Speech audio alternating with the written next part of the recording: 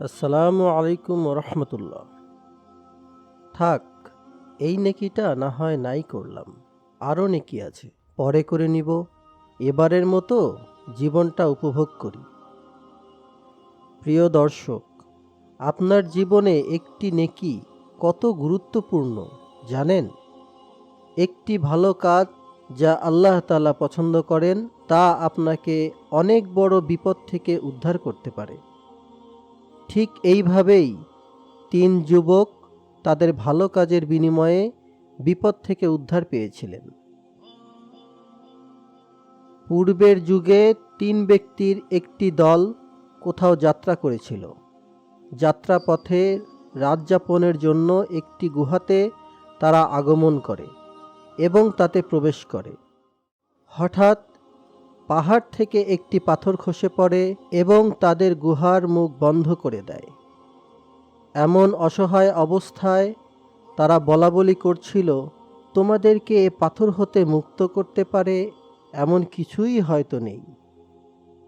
তবে যদি তোমরা নিজ নিজ নেক আমলের মাধ্যমে আল্লাহ তাআলার নিকট দোয়া করো তবে নাজাত পেতে পারো।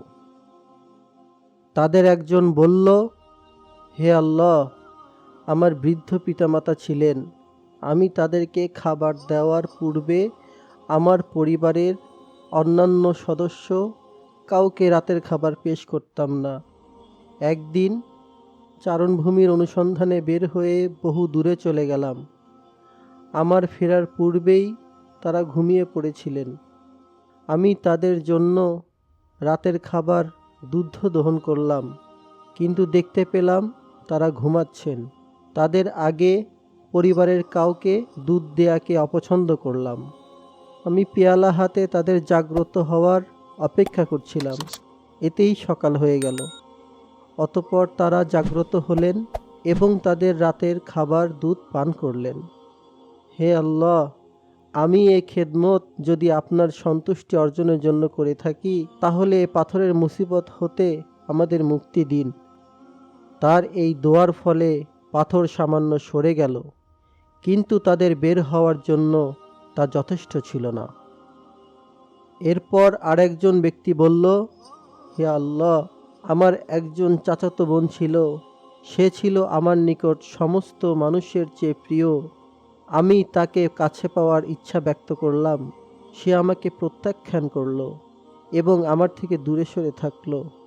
পরে কোনো এক সময় অভাবগ্রস্ত হয়ে আমার কাছে ঋণের জন্য আসে।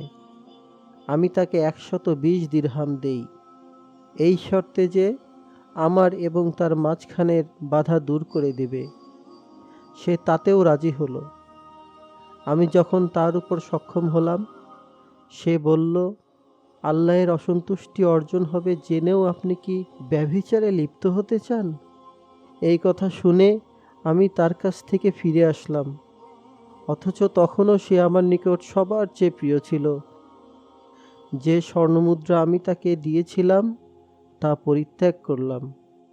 হে আল্লাহ, আমি যদি এ কাজ তোমার সন্তুষ্টি অর্জনের জন্য করে থাকি তাহলে আমরা যে মুসিবতে আছি তা হতে মুক্তি দাও। পাথর সরে গেল, তবে এখনও তাদের বের হওয়ার জন্য তা যথেষ্ট হলো না। অতঃপর তৃতীয় ব্যক্তি বলল, হে আল্লাহ, আমি কয়েকজন মজুর নিয়োগ করেছিলাম, অতঃপর তাদের পাওনা তাদের দিয়ে দিই। তবে এক ব্যক্তি নিজের মজুরি না নিয়ে চলে যায়।